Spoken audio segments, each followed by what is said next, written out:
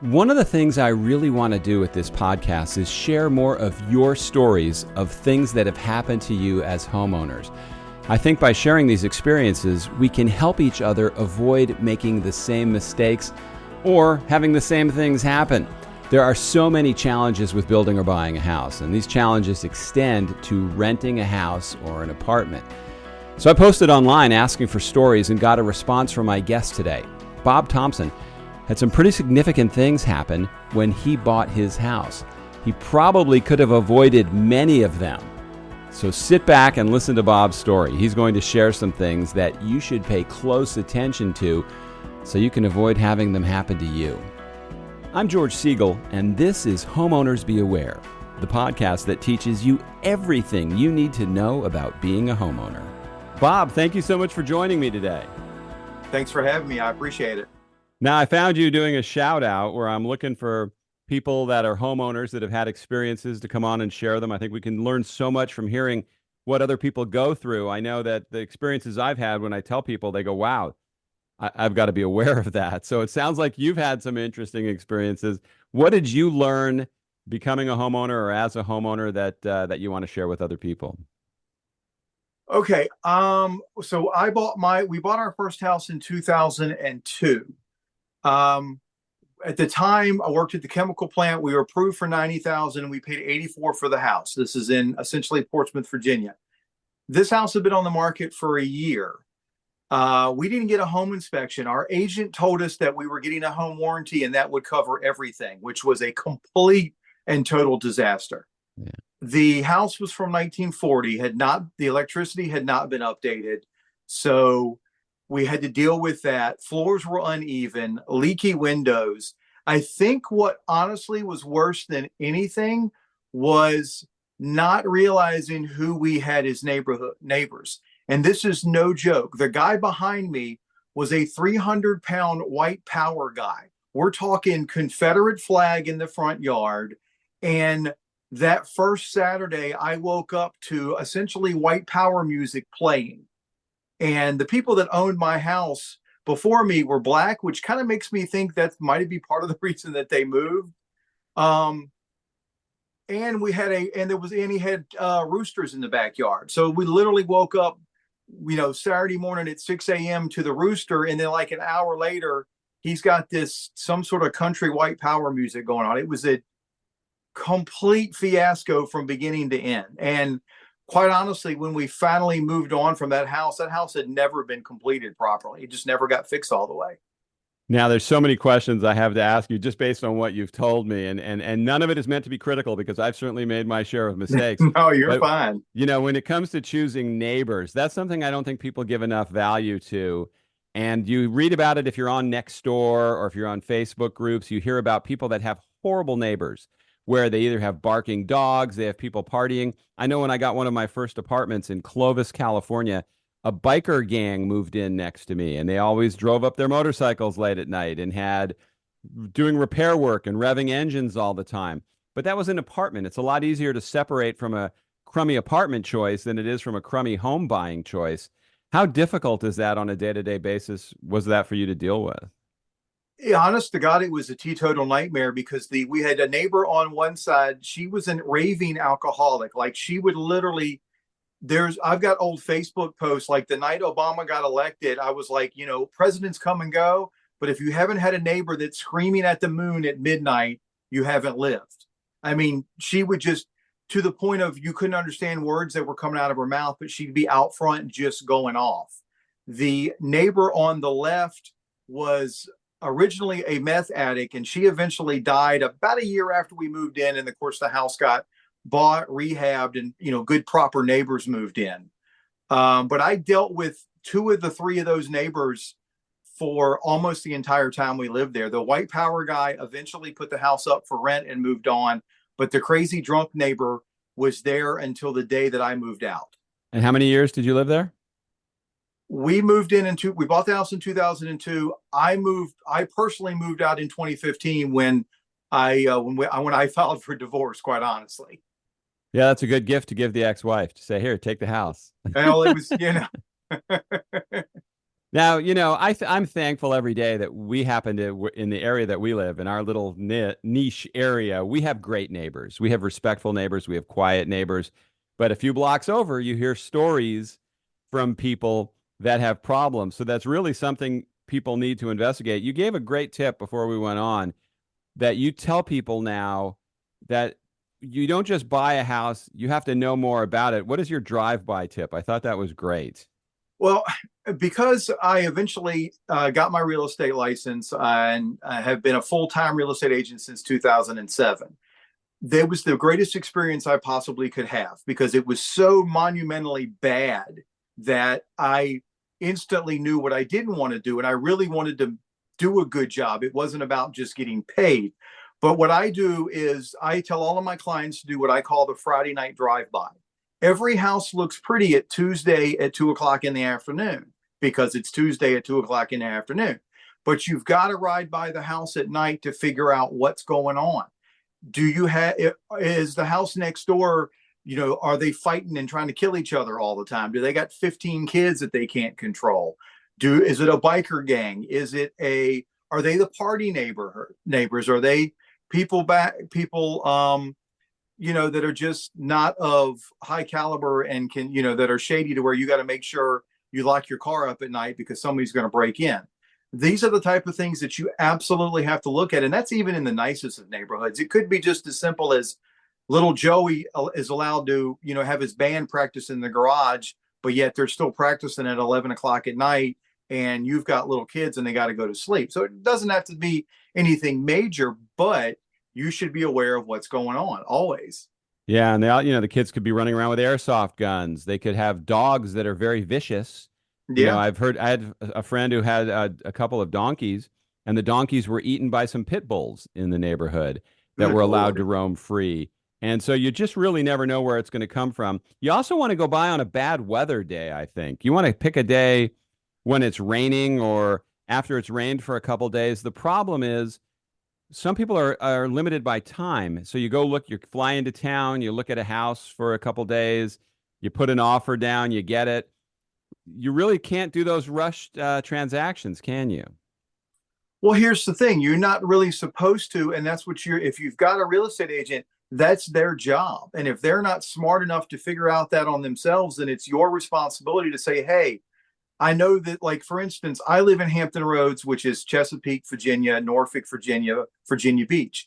We were built on a swamp. That used to all be swampland. So we do have pockets to where if the weather gets bad, the roads are going to back up a little bit. You're going to end up, you may have your backyard turn into a canal. So it's important to go and check those type of things. But at the end of the day, yeah, you should be able to ask whoever is getting, let's be honest, is getting paid to do their job. There's no excuse for them not to be able to A, check on that, and B, they should already know if they live in the area. Like, I know for a fact that the worst parts of Chesapeake, Norfolk, and Portsmouth and Virginia Beach that are probably going to turn into swamp. And it's my job to check on that. It just is. Yeah, I also tell people to check your local floodplain manager, research Yes. the history of the house. Because, yeah, you're right. A realtor in a perfect world would tell you all these things.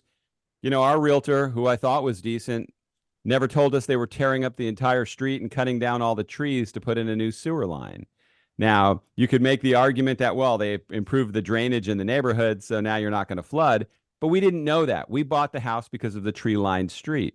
And people just can't rely on other people. If you're your own best advocate, it probably works out a lot better for you. In a lot of ways, and you should be able to do that. And if your agent gets mad at you, then that's on them. You have a right to ask those questions and do the due diligence. And sometimes people will just point blank lie to you.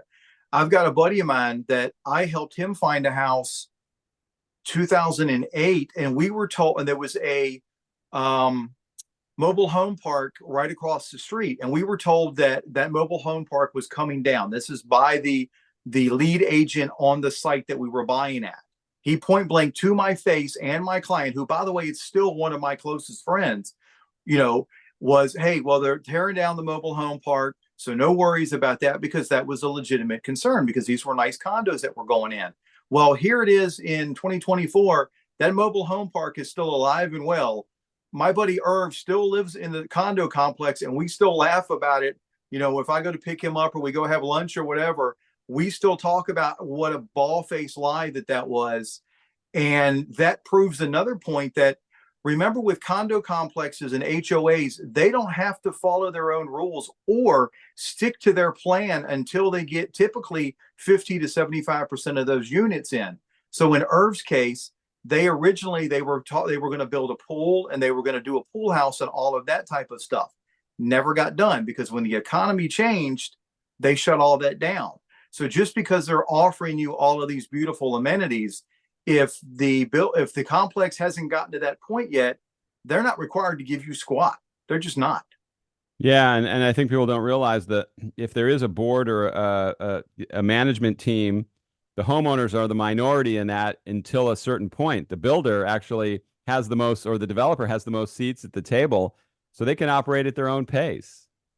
Yeah. I mean, look, when the economy shifted last time, you saw a lot of what used to be single family homes get turned into mixed use communities because basically the money ran out. Nobody could afford to buy $400,000 properties. So they switched them over to townhouses and condos and started going that direction. And that Yeah, affects value, whether anybody likes it or not. it does. Now, the thing that the big red flag that hoisted when you first started talking was no home inspection. Yeah. And I got to say, what was your thought process there? I'm an idiot and I believed her. That's not And why I even asked you that. and even my father, because she point blank told me that we were getting a home warranty. And at the time, home warranties had really just started taking off. And maybe she truly believed that. I don't think she was deliberately lying. I just think she didn't, as I found out later, know her ass from a hole in the ground, quite Yeah. honestly. And she was like, well, you don't need a home inspection. You're getting a home warranty. That'll cover your electrical and all your other stuff. And come to find out, it didn't cover squat. And it was just a nightmare. No, those things are not everything that they're crafted or cut out or they're sold to us as. And usually, when I talk to people in the service industries that are repair people, plumbers, electricians, there's a reason that there's certain people that are available to work for those companies. They pay the lowest amount. So it's a company that needs the business and isn't necessarily the cream of the crop at that particular task. They may be good. I've had some good people come out when I've had those, but I've also had a lot of bad people. No, I agree. And I, honest to God, I don't even recommend him. Now, if I'm working with a buyer and the seller wants to throw one in, hey, that's fine. Throw it in there. It might end up being worth your while. But 9 out of 10 times, it's been my experience that they fight, fixing much of anything, and they will nickel and dime, to fix something and do everything in their power to have to replace it. That's just how I feel about it. I've always been honest about it. Yeah, and I think the lesson that you learned, and unfortunately, there are a lot of people that were doing that during COVID, and houses in a hot market would say, if somebody came along and was willing to take no inspection, they were going to win over anybody else in that bidding war or process. But the reality is, the home inspection is really your last chance and best chance to get as much information about that house. That means finding a good inspector too.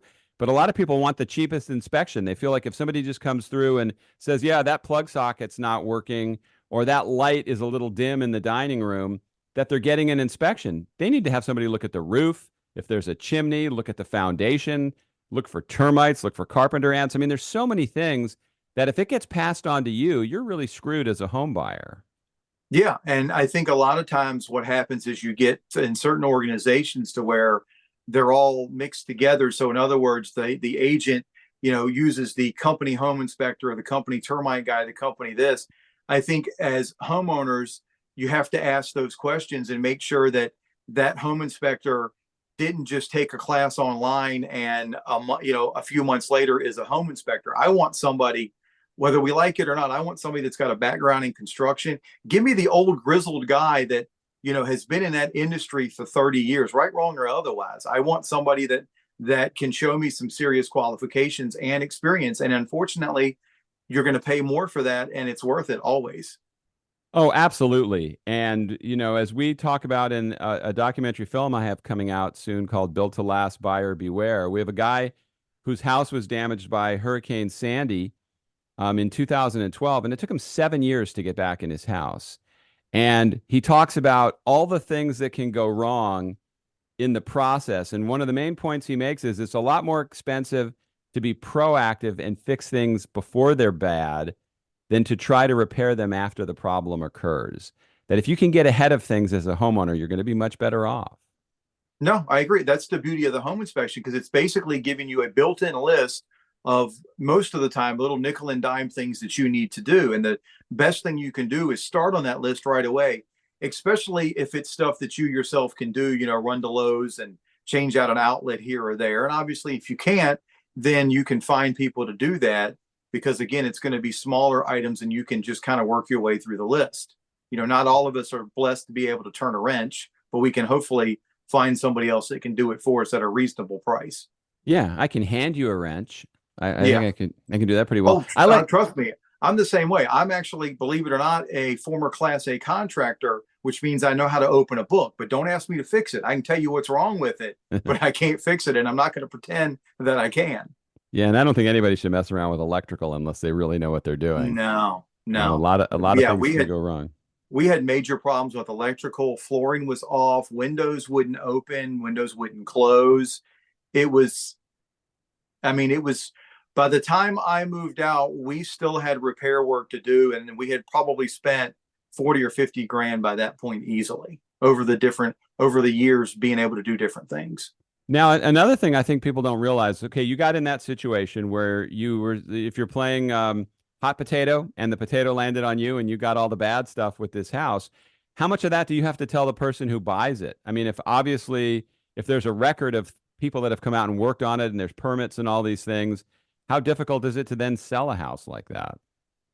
Realistically, I know in the state of Virginia, you've only got to point out material defects, and that does not count things like plumbing and electrical. Typically, it's going to be structural issues and things of that nature. So the fact that somewhere along the way I had to have the electrical updated doesn't need to be mentioned. I can simply, if anything, I'm going to use it as a plus and say, hey, look, the electricity's been updated. But 9 out of 10 times, I don't have to disclose that. And whether we like it or not, it is always buyer beware. It just, unfortunately, it is. It's always going to be that way, I think, too. Yeah, which makes it even more important that a buyer be armed with as much information as possible so they make a good decision. And another thing I think buyers don't always think about, if you like something, but you're really not planning on being in the house very long, it's a bridge house for you possibly, you're almost safer going with things, not just what you like, but what a lot of people like. Like we tried flipping a house once and it didn't have a garage and we found out afterwards you weren't even allowed to put a carport in. Well, what did that do? That eliminated anybody that had a nice car from wanting to buy that house because of hail potential damage and being out in the elements. So you want to make more money selling the house, but the people who have the nice cars that might buy that house don't want it because it doesn't have the carport or the garage. So you really have to think ahead, don't you, in a lot of different ways. I think so. And I think you also have to remember is that, a lot of agents like to say that there's always a good time to buy a house. That's not necessarily the case. Sometimes it's just not the right time. You have to be in a right emotional space for it. You have to know that, I'm going to stay in this house. This is a major purchase, and you're only really going to make 3 or 4 of them your entire life. And I'll give you an example. Prior to buying that house, my wife and I were living in a townhouse, and we had custody of her younger half brothers, and they were 14, so they were in high school. Well, realistically, we only had a couple. By the time we bought that house, the boys were only going to be in school for another year and a half. If we had been smart, we could have stayed in that townhouse as a rental for another year and a half, and we wouldn't have needed the 4-bedroom, 2-bath. And we would have been able to think about, what do we want to do? I wasn't in a position where I wanted to cut grass every weekend and deal with all of this stuff. So maybe if we'd have been smart and waited, then we could have said, okay, well, let's just go buy a townhouse or a condo where all of that maintenance is done and we don't have to deal with it. I don't have an answer for that. But as I look back on it, we should have waited, because then we could have bought something a little bit smaller or maybe something in a nicer neighborhood and not had to worry about being in that exact school system for the kids. Our whole trajectory would have changed. Yeah, generally too, the boils that you see in a house, anytime for me, like if there hasn't been enough closet space or the driveway was too steep or you couldn't do certain things, people would come look at that house when we were selling it, that was the first thing they noticed in the report when they would tell the agent as feedback. Now, there wasn't enough closet space, or that driveway is too steep for me to get my Porsche in, or whatever. If you can think about it as being a problem, it's not going to be a secret to most people. They're going to know about it. No, and like, oh, here's a big one I'm dealing with a lot because I sell a lot in older neighborhoods. No primary bathroom, so it's basically you have your quote unquote 3 bedroom or 4 bedroom and 2 full baths, but it's not attached. And for a lot of people, that doesn't work, and I don't blame them. And I'm always like, why are you going to spend $400,000 where you got to put a robe on to go out to your own bathroom to get a shower and all of that? I'm sorry, there's something about being a grown up that I like to be able to walk right into my bathroom from my bedroom and not have to worry about if the kids are coming around, or if I've got family staying over or whatever the case. That makes a big difference. And in older homes, they didn't exist, so it's a problem. So what do you think it is about us people in general that makes us make such horrible decisions on a regular basis? I think because the people that are helping us make those decisions, and I'm going to include my own industry, a lot of times don't actually know what they're talking about, got into the business for the wrong reasons. And let's be honest, we don't do enough research as a home buyer. I mean, I literally pointed my finger in the yellow pages, which tells you how long ago this was, and called the first agent that I saw and talked to her. What I should have done was reached out to my friends and family and interviewed several agents and folks, that get up. That's why for me, I value personal referral over anything. By all means, those are the people that I want to call me because I have a track record. That's what I should have done. I literally just on a whim was like, hey, I'm going to call this person. The other thing is we only looked at one other house because we needed 4 bedroom, 2 bath. I was impatient, and I walked in the house, looked around and said, yeah, it'll do. And that was the extent of the conversation. And that agent probably should have smacked me upside the head and said, dude, what are you doing? Let's not think about the short-term income. Think about the fact that if she had done her job properly, then she would have had a fan and would have had a client for life. Now, granted, I eventually got my own license and moved on, but if I hadn't, she would have been my guy till doomsday. And I think a lot of agents drop the ball on that. They do the short-term thinking and it doesn't work. I wonder how many people said yellow pages. Yeah, I know. Almost 52. I get it. Trust me. Yeah. I mean, that's not really a great way to find what, if you think about it, the best way is to know. A lot of times it's annoying when you get all those flyers from realtors in your neighborhood, but at least you know who's around there selling houses, and it's a good place to start just to ask questions. But even on them, I did that one time where we hired what we call the big heavyweight realtor, and our house wasn't significant enough to garner enough of her attention. So sometimes that person isn't the right person either. You really have to see who they're selling houses for and then ask those people how happy they are. Yeah, and you've got to interview, and you've got to be willing to, again, they should be willing to give you a list of people that they've worked with. To this day, if I walk into a listing appointment and they don't know who I am, then I'm going to hand them my phone and go, okay, call. Pick anybody you want, call them at random, and we're going to tell you what's up. And with the big power teams, you do have to be careful because a lot of times you're not actually going to get the guy that runs the team. I know when I was on a power team years ago, you weren't going to get him to leave his office. It wasn't going to happen. He was going to send me or one of the other lackeys to go actually do the listing appointment and talk about all the great things we can do. You have to interview and you have to make sure that you're comfortable with that person. It's not about the buzz or the marketing or all the rest of it. It's about the human being sitting across from you. Quite honestly, if you feel icky, walk away. There's probably a reason you feel that way, Yeah, and definitely ask and say, who's going to be taking care of me? Who's the person that will be working on my house? I know it's like that with those billboard lawyers, the accident lawyers, the ones that are on TV. Oh, yeah. That's not usually the one you're going to get unless you're in a major accident and it's a high profile case. No, you're going to get the other lawyers and everything else. And I think we have a tendency, we want to be nice, so we don't ask the hard questions. And I think you absolutely have to ask the hard questions. And if your agent can't answer them, then kindly escort them to the door and find somebody else. And to me, I have no problems with that. Ask me the hard questions. I mean, there's absolutely nothing wrong with that. It's important.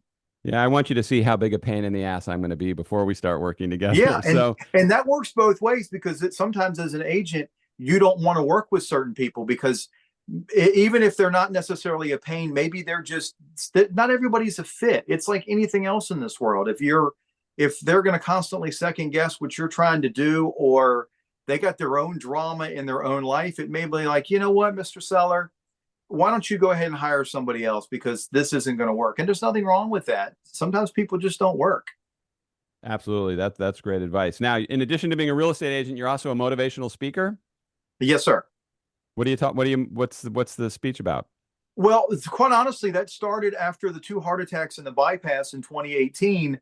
As I was moving my way back up into real estate, I kind of wanted to give back to the real estate world and mentor and teach some younger agents on how to do things, as far as I'm concerned, the right way. And it kind of snowballed from there. Basically, what I talk about a lot of is, persistent progress and self checks. And with the young people, I talk about working in the dark because there's so much negativity. You don't have to tell everybody your business. Just keep it to yourself. Do what you're trying to do. And then when it's ready to come out full bore, come out with it. I can remember even working as a chemist when I went full time from chemist to real estate in 2007, everybody told me I was insane. I had so many people that are like, well, you've got a steady job, you make good money. This is a terrible idea. You're never going to make any money in real estate. Why are you doing this? There's a recession. I mean, there's so much negativity. Hell, when I left the grocery business to go work in the chemistry industry, I literally had people doing the same thing in 99. They were just like, well, we were going to make you grocery manager. And I'm like, ooh, whoopity do. You're never going to get any better than working produce at the Harris Teeter. People are always trying to tear you down and tell you that you're not going to do any better. So for me, I found the best way to combat that is I don't tell anybody squat other than my little circle. And I'm going to make my little moves. And then when I'm ready to bust out, I'm going to bust out because I don't want to hear the negativity because I'm smart enough to know that it will affect me. And the best way to keep it away is to just not tell anybody. Yeah, no, that sounds like great advice. Now, how do you feel about the commission rules changing for realtors? It means absolutely nothing. All of that means is the paperwork's a little different, but it's always the same. Whether anybody likes it or not, the whole point of the buyer's agents when they came in the 1990s was to incentivize the buyer's agents to bring me the deal. So we've always, quote unquote, call it what you want. You can't say split the commission, but the fact of the matter is if I'm getting a 5% commission, I'm going to give half of that to the buyer's agent. That's not really changing. It's not affecting price points in any way, shape, or form. It's simply moving the number to the other side of the paragraph. That's all it's doing. I know that it makes for great clickbait. I know I have already responded to this a few times on several organizations and news media. And again, it means absolutely nothing. At the end of the day, 99 out of 100 times, I think it's a great idea to have a real estate agent, one that you can trust and rely on. The exception to that rule being sometimes it is better to do it yourself if you're in a situation where it's an investment property or grandma and grandpa die and you don't want to clean the house out. Sometimes the best deal isn't the highest price deal. It all comes down to emotional capital and what your needs are. And I think agents get mad about that. And my attitude is always the same. You know what? I can go to State Farm to get my insurance, or I can call the general. I'm not going to get that level of service, but it's going to be cheaper. And sometimes that's all you need. And there's absolutely nothing wrong with that. There are many ways to do that. And I've never begrudged anybody that doesn't necessarily, get a real estate agent. We all have to do what's best for us. What is my Woo Rant real estate rant? That is my Wu-Tang real estate rant I do on every Friday, which is basically my minute and a half to 2 minutes complaints and or bitches about other real estate agents and some of the stupidity and stuff that goes on in the market. And it could be either, if your agent's telling you this, they're wrong, this is what you need to do. Or it could be about, I had a recent one, dealing with oil tanks where we had a oil tank that was not properly taken care of. And they just, on the home inspection, the home inspector discovered that the oil tank wasn't secure. There was a bunch of oil that had ran out, and of course that had contaminated the ground and had to be taken care of. So it's a lot of stuff like that. It's just basically it's just Bob being Bob and ranting and raving, which I've been known to do over the years. I get myself in trouble all the time with the Facebook real estate groups and stuff because unfortunately I don't, I'm not going to do the tried and true, and I'm going to do what I'm going to do, whether you like it or you don't.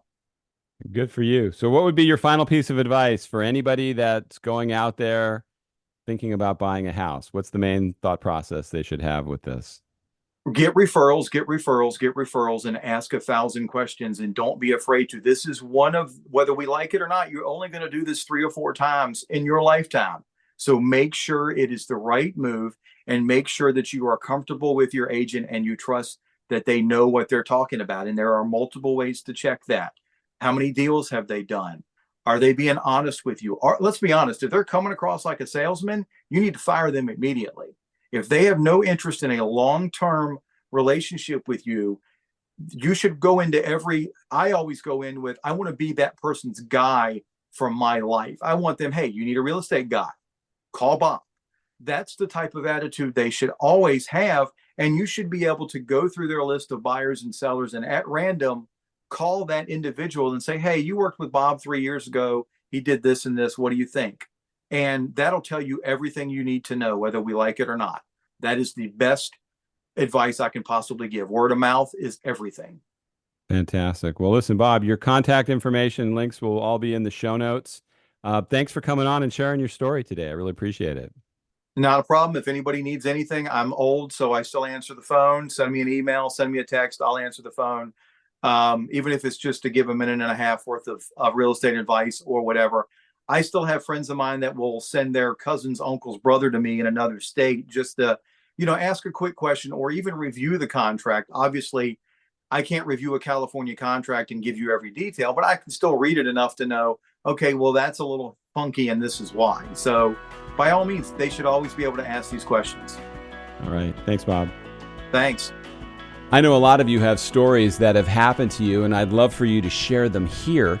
There's a contact form in the show notes. Send it my way, and I'll have you on an upcoming episode. Thanks for taking the time to listen today. I'll see you next time.